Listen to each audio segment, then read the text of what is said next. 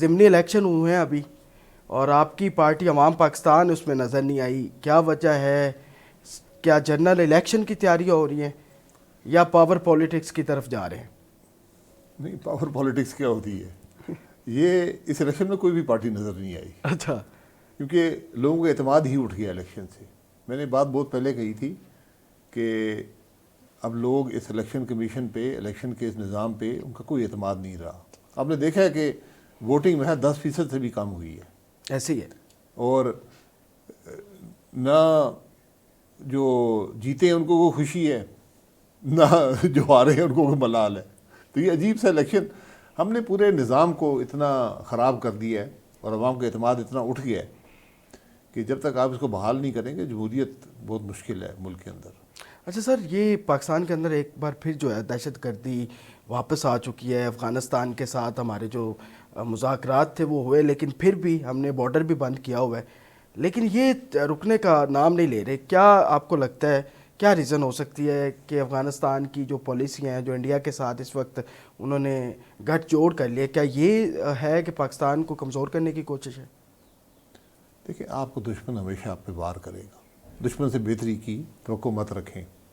ہم نے دیکھنا یہ ہے کہ 2013-14 میں ہم نے ہزاروں شہادتیں دے کر ملک میں امن حاصل کیا تھا، تو اس دن سے آج تک یہ جو 15 سال گزرے ہیں، اس کے اندر کیسے حالات، ویسے حالات جو پہلے تھے 2010، 11 اور 12 میں، وہ آج پھر پیدا ہو رہے ہیں۔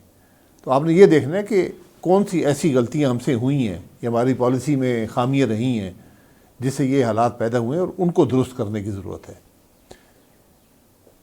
ٹی ٹی پی ہو، ٹی ٹی اے ہو، اس کا مقابلہ آپ کر سکتے ہیں، بالکل، لیکن جب گھر کے اندر نفاق ہوتا ہے پھر مشکل ہو جاتا ہے۔ یہ ہے۔ تو کیا ہمیں ہمارے نوجوان شہید ہوتے رہیں گے؟ کیوں ہوتے رہیں گے؟ تو آپ نے اپنی جو پالیسی ہے اس کو ایسے رکھنا ہے جس سے ملک کی بہتری ہو۔ ہم وقتی طور پہ کچھ مقاصد حاصل کرنے کے لیے پالیسیاں بنا لیتے ہیں اور بعد میں ان کا بے پناہ نقصان ہوتا ہے۔ تو اس لیے ہمیں آج اپنے ماضی کو دیکھنا ہوگا کہ کیسے ہم نے جو غلطیاں ہوئی ہیں ان کو کیسے ہم دہرانے سے بچ سکتے ہیں۔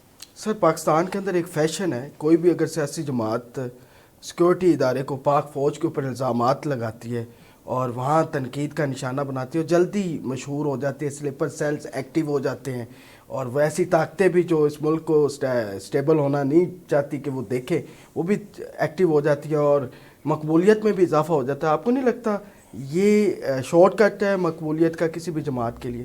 نہیں، یہ شارٹ کٹ نہیں ہو سکتے۔ دیکھیں، مسلح افواج پر الزام لگانا، ان پر کوئی ایسی بات کرنا، یہ مناسب نہیں ہے۔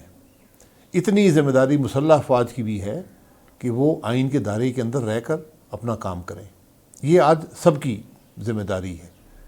جو سیاسی جماعتیں ہیں ان کو اپنے دائرہ اختیار میں، اپنے دائرہ کار میں رہنا پڑے گا، مسلح افواج کو اپنے دائرہ کار میں رہنا پڑے گا۔ جب بھی آپ جو بھی سے تجاوز کرے گا، نقصان ملک کا ہوتا ہے۔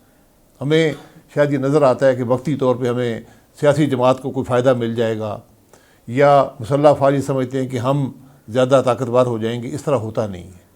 ملک کے اندر جب تک رول آف لا نہیں ہوگا، آئین کی بالادستی نہیں ہوگی، ملک نہیں چلے گا۔ یہ ہم سب پر لازم ہے۔ ہم سب نے، جو بھی اس ملک میں آئینی عہدے رکھتے ہیں، سب نے حلف اٹھایا ہوا ہے آئین کا دفاع کرنے کا۔ سر، جب آپ وزیر اعظم تھے کیا تب مداخلت ہوتی تھی مسلح افواج کی؟ آپ کو آرڈرز ملتے تھے؟ ایمانداری سے بتائیں۔ نہیں، مجھے کوئی آرڈر نہیں ملا الحمدللہ۔ میں نے 40 سال تقریباً سیاست میں گزارے ہیں، مجھے آج تک کوئی آرڈر نہیں آیا۔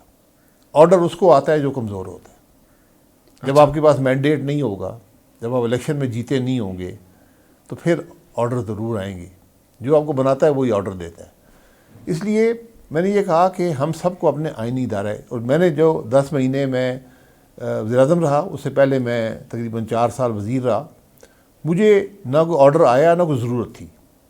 میں نے اپنی ذمہ داریاں نبھائیں، آئین کے مطابق کام کیا، اپنی پوری محنت سے کام کیا، اور جو کچھ میں کر سکا میں نے ڈیلیور بھی کیا۔ یہی آپ کی ذمہ داری ہوتی ہے۔ اس میں کسی کو حق نہیں ہے کہ مداخلت کر سکے۔ بالکل آپ کا تعلق ہوتا ہے مسلح افواج کا، سول گورنمنٹ سے تعلق رہتا ہے، سول گورنمنٹ کا ان سے رہتا ہے۔ ہمارے ملک میں بدقسمتی سے ایک لمبا عرصہ مارشاء اللہ کا گزرا ہے، اس کے اندر ایک روایات پیدا ہو گئی ہیں جو درست نہیں ہیں، اور وہ ابھی بھی آپ کو سیاست میں نظر آتی ہیں. اس سے ہمیں نکلنا پڑے گا. تو اس لیے آپ جو سیاسی لیڈر ہیں ان کی ذمہ داری ہے کہ آئین کے مطابق کام کریں. جب وہ آئین سے باہر جائیں گے تو پھر ملک کے لیے مشکلات پیدا ہوتی ہیں. اسی طرح عسکری لیڈرشپ کی بھی ذمہ داری ہے کہ آئین کے اندر رہ کر کام کریں. ملک کے اندر ضابطہ نہیں ہوگا، آئین نہیں ہوگا تو پھر خرابیاں پیدا ہوتی ہیں. یہ بنیادی باتیں ہیں. اچھا، پاکستان تحریک انصاف کی جو ابھی اس وقت کی قیادت سیاست کر رہی ہے، اس طرز سیاست کو آپ کس طرح دیکھتے ہیں؟ کیا یہ ٹھیک ہے؟ دیکھیں، ٹھیک ہو یا غلط ہو یہ ان کا فیصلہ ہے. لیکن مجھے آج سیاست نظر نہیں آتی. آج ملک کے اندر کوئی جمہوریت نہیں ہے، کوئی پارلیمان نہیں ہے، کوئی سیاست نہیں ہے. پی ٹی آئی کی یہ بدقسمتی رہی ہے کہ انہوں نے ہمیشہ اپنا رول ادا کرنے کے بجائے انہوں نے ایک جارحانہ قسم کی سیاست اپنائی ہے. آج بھی ان کے پاس حکومت ہے، ان کی حکومت ایسی ہو، ایسی حکومت کریں، اور بڑی اکثریت ان کو وہاں پہ حاصل ہے. انہوں نے ان مشکل حالات کے باوجود بھی وہاں پر چیف منسٹر اپنا تبدیل کیا. تو ان کو گورنمنٹ کی ڈلیوری میں کیا مشکل ہے؟ یعنی گورنمنٹ ایسی ہو جو نظر آئے کہ یہ کام کر رہی ہے، ان کی پالیسیز ایسی ہوں جو ملک کے مفاد میں ہوں. آج بھی وہاں جو حکومت ہے اس کی کیا پالیسی ہے دہشت گردی کے بارے میں یہ واضح نہیں ہے. اس کی کیا پالیسی ہے ٹی ٹی پی کے حوالے سے، ان کا وہ مقابلہ کرنا چاہتے ہیں نہیں کرنا چاہتے، یہ سب معاملات جو ہیں یہ ان میں ابہام نہیں رہ سکتا. دوسری طرف ان کا ایک رول ہے اپوزیشن کا وفاقی حکومت میں، وہ بھی میں سمجھتا ہوں کہ مناسب رول وہاں پر انہوں نے ادا نہیں کیا.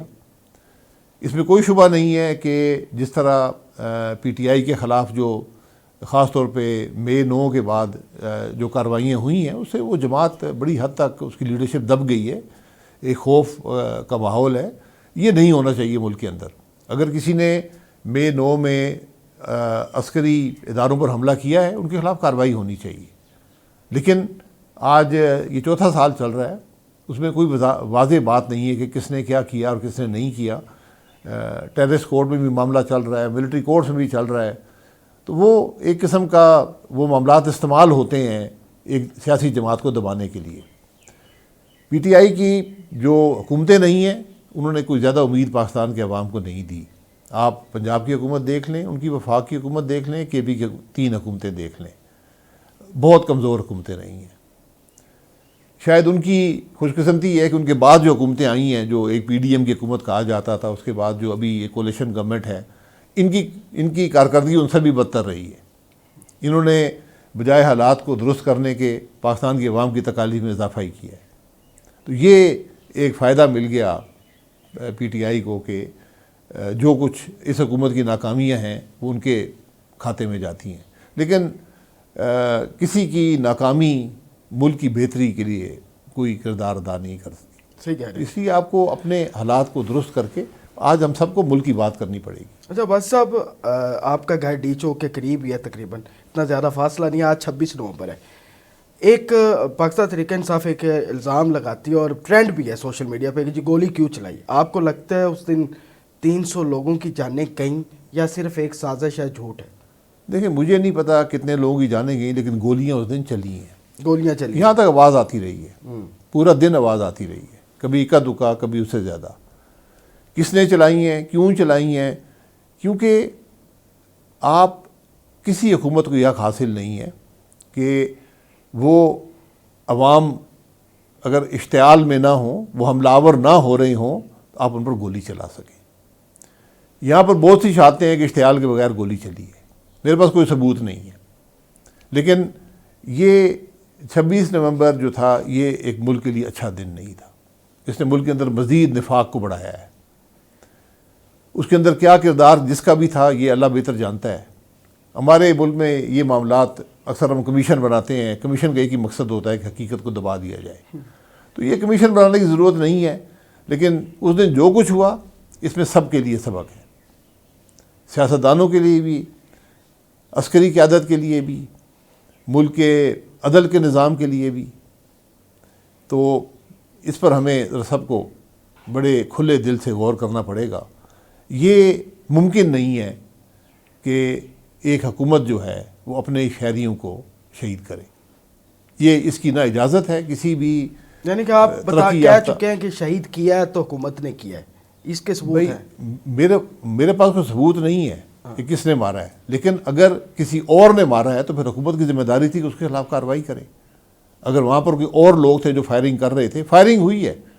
یہ میرا گھر اگر آپ سیدھا ڈسٹنس دیکھیں تو یہ 100-150 گز ہے، یہ فائرنگ clear کی نہیں آواز ہے آتی کس کی رہی ہے، طرف سے ہوئی؟ سارا دن آتی رہی ہے، ٹھیک ہے، جس نے بھی کیا۔ ٹھیک ہے۔ اچھا سر، یہ جو ابھی نظام چل رہا ہے، اس نظام کے تحت کیا پاکستان کی معاشی بہتری نظر آ رہی ہے اگلے چند سالوں میں؟ نہیں، بدقسمتی سے نہیں نہیں آ رہی مجھے سر۔ کہنا پڑے گا، بدقسمتی سے یہ کہنا بہت مشکل بات ادھر تو ہوتی ہے۔ ڈھول بج رہے ہیں کہ پاکستان جو ہے وہ ٹریک پہ چل رہا ہے۔ نہیں، ڈھولوں سے معیشت نہیں چلتی، ڈھولوں سے چلتی ہوتی تو ہم بہت کامیاب ہوتے۔